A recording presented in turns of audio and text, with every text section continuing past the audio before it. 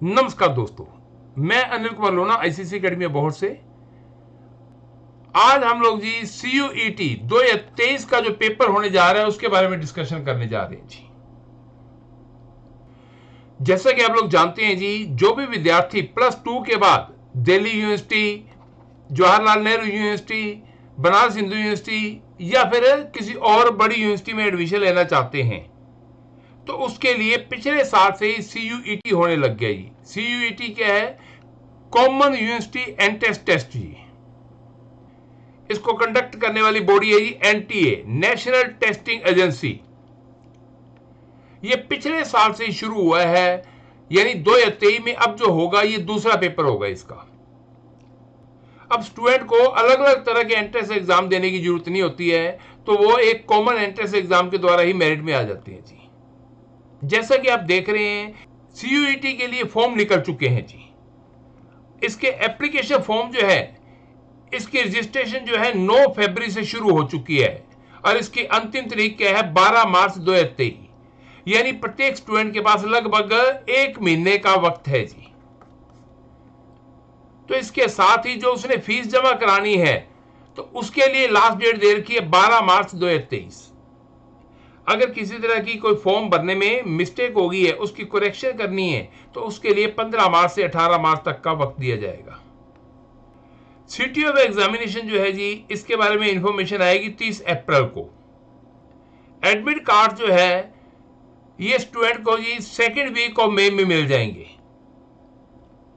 और date of examination है 21 मई 2023 onwards. 21 मई से लेकर के ये 31 मई तक चलेंगी।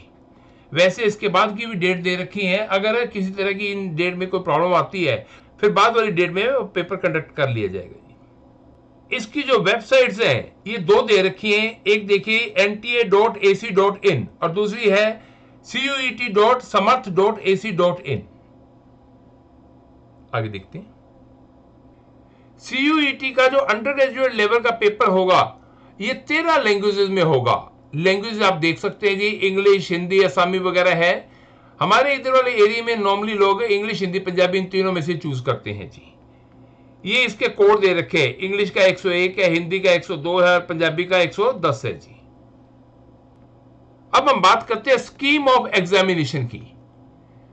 CUET का जो पेपर है ये 3 सेक्शन में होने वाला है।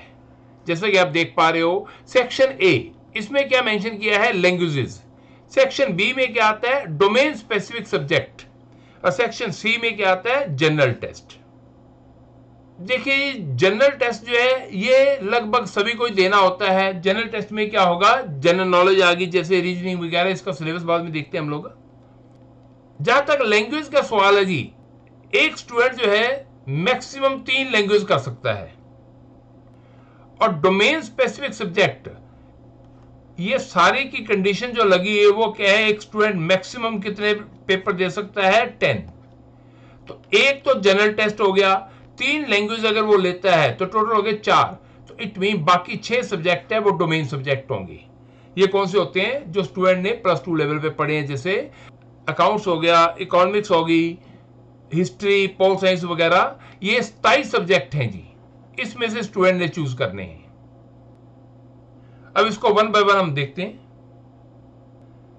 एक स्टूडेंट जो है जी मिनिमम कितने पेपर देगा? मिनिमम उसने 3 पेपर देने हैं। ज्यादातर स्टूडेंट कितने पेपर देते हैं? 7। और मैक्सिमम आपको बताया कितने दे सकते हैं? 10।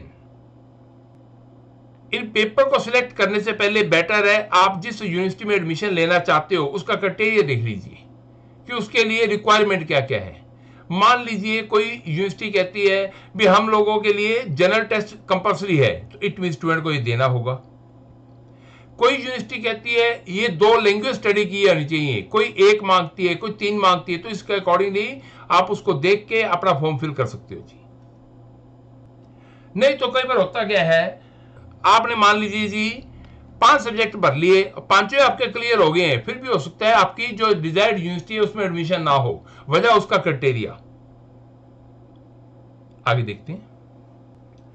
तो ये स्कीम ऑफ एग्जामिनेशन दे रखी है। ये सेक्शन A दे रखा है जी। सेक्शन A में क्या दिए हुए हैं? 13 डिफरेंट लैंग्वेजेस हैं। इसमें 50 क्वेश्चन आएंगे जिसमें स्टूडेंट ने 40 क्वेश्चन करने होंगे। जो सेक्शन बी है ये क्या है, डोमेन स्पेसिफिक सब्जेक्ट है। इसमें आपके 27 डोमेन स्पेसिफिक सब्जेक्ट दिए होंगे जिसमें से आपने चूज करने हैं। इसमें फाइनल नहीं अभी कितने क्वेश्चन आएंगे, या तो 45 आएंगे या फिर 50 आएंगे। अगर 45 आएंगे तो उसमें से स्टूडेंट ने 35 क्वेश्चन करने होंगे। अगर 50 आएंगे तो उसमें स्टूडेंट ने 40 क्वेश्चन करने होंगे। तीसरा इसका सेक्शन जो है वो जनरल टेस्ट है। जैसा कि मैंने अभी आपको बताया है, यूनिवर्सिटी की आप पर रिक्वायरमेंट देख लीजिए, उसके अकॉर्डिंगली अपना ये फॉर्म फिल करना है आपने। जो जनरल टेस्ट होगा इसमें 60 क्वेश्चन आएंगे जिसमें से स्टूडेंट ने 50 करने हैं। अभी इसका सिलेबस देखेंगे हम लोग। तो नीचे देखिए इंपॉर्टेंट नोट दे रखा है, from the above subject languages the candidate can choose maximum 10 subject. एक स्टूडेंट मैक्सिमम कितने चूज कर सकते हैं? 10 सब्जेक्ट जी। Examination will be conducted on multiple days in 3 shift.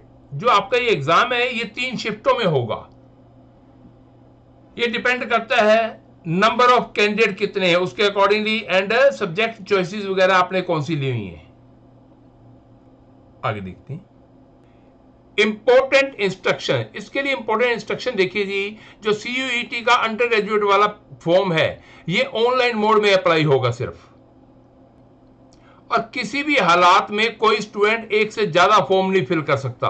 अगर कोई इस तरीके से करता है तो उसके खिलाफ स्ट्रिक्ट एक्शन लिया जाएगा। बाकी इसकी सारी डिटेल आपको CUET.samarth.ac.in में मिल जाएगी। स्टूडेंट ने जब फॉर्म भरना है तो उसमें उसका ईमेल एड्रेस होगा और साथ में मोबाइल नंबर होगा जिस पे उसको सारी जानकारी दे दी जाएगी। अभी हम बात कर रहे थे डोमेन सब्जेक्ट की। डोमेन सब्जेक्ट आपको बताया जी 27 हैं। ये 27 तक की लिस्ट दी हुई है जी। 301 नंबर कोड पे दे रखा है अकाउंटेंसी बुक कीपिंग। ये किन के लिए है? मेनली कॉमर्स स्टूडेंट के लिए। और कॉमर्स स्टूडेंट के लिए आप देख रहे हो बिजनेस स्टडी भी दे रखा है, साथ में इकोनॉमिक्स दे रखा है। इकोनॉमिक्स जो है आर्ट्स वाले स्टूडेंट भी ले सकते हैं, हिस्ट्री है, ज्योग्राफी है, पॉल साइंस है, फिजिक्स है, केमिस्ट्री है। तो आप अपने अकॉर्डिंगली देख सकते हो भी कौन सा सब्जेक्ट डोमेन आपने लेना है। आगे देखते हैं। अब हम बात करेंगे जनरल टेस्ट की। जनरल टेस्ट जो है जी इसमें क्या आएगा, एक तो है जनरल नॉलेज, करंट अफेयर्स जो कि पता ही आते हैं। दूसरे नंबर पे दे रखा है जनरल मेंटल एबिलिटी जिसको नॉर्मली हम लोग रीजनिंग बोल देते हैं, न्यूमेरिकल एबिलिटी जिसको मैथ्स बोल देते हैं, reasoning, simple application of basic mathematical concepts, quantitative arithmetic, algebra, geometry, mensuration and statistics, और साथ में क्या है जी लॉजिकल एंड एनालिटिकल रीजनिंग। तो आप देखिए ये आपके लिए सुनहरी मौका है। आप दिल्ली यूनिवर्सिटी, जवाहरलाल नेहरू यूनिवर्सिटी या किसी और यूनिवर्सिटी में जाना चाहते हो तो उसके लिए आपको फॉर्म भरना है। जल्दी से जल्दी कीजिए, लास्ट डेट की वेट मत कीजिए। इसके लिए एलिजिबिलिटी क्या है? 10+2। 10+2 अपीयरिंग स्टूडेंट है वो भी इस फॉर्म को भर सकते हैं। इसकी एग्जाम डेट जैसे कि मैंने आपको बताया है 21 मई से लेकर के 31 मई तक है। अगर आपको किसी तरह की कोई डिफिकल्टी आती है तो डिटेल के लिए आप मेरे से कॉन्टेक्ट कर सकते हैं जी। ICC एकेडमी, गली नंबर 5, लास्ट चौक, सर्कुलर रोड, अबोहर जी। ये हमारे फोन नंबर है जी 9885405000 एंड 9886405000। जैसा कि आप लोग जानते हैं जी, शिक्षा के क्षेत्र में हमने पिछले 32 सालों से बड़े जबरदस्त रिजल्ट दिए हैं। आपके लिए अब ये सुनहरी मौका आ गया है तो बेटर है इसका पूरा पूरा फायदा उठाइए। तो जल्दी से इसकी तैयारी के ऊपर लग जाइए। तो स्टूडेंट्स ऑल द बेस्ट।